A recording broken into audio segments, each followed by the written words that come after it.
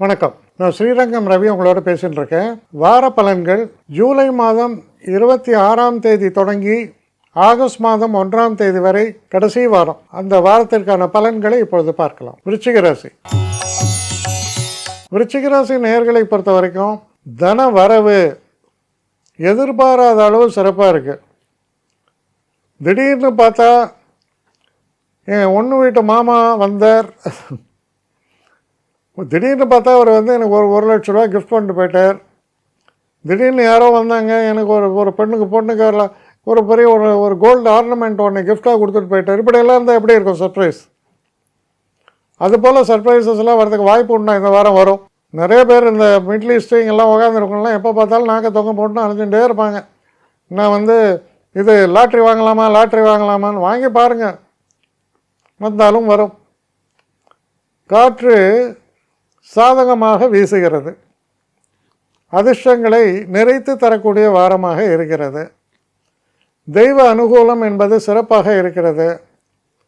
வெளிநாட்டு பிரயாணங்களுக்கு பற்றி நீங்கள் யோசிச்சிருந்தீங்கன்னா அது நடக்கும். குழந்தைகள் சிறப்பாக செயல்படுவார்கள். சில நேரங்களில் குழந்தைகள் இல்லை பேர குழந்தைகளை எதிர்பார்த்துருந்தீங்கன்னா அதுவும் நடக்கும். வீட்டில் சுபகாரியங்கள்லாம் நடக்கும். உங்கள் காட்டில் மழை அப்படின்னு ஒரே வார்த்தையில் சொல்லலாம்.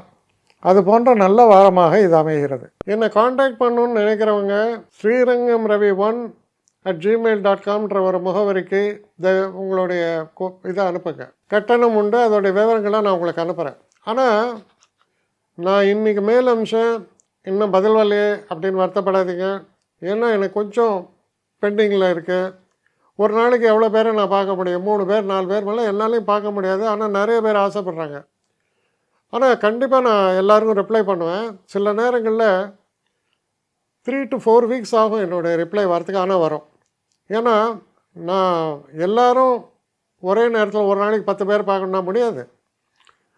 ஸோ அதை கன்சிடர் பண்ணுங்கள். நான் நிச்சயமாக ரெஸ்பாண்ட் பண்ணுவேன்.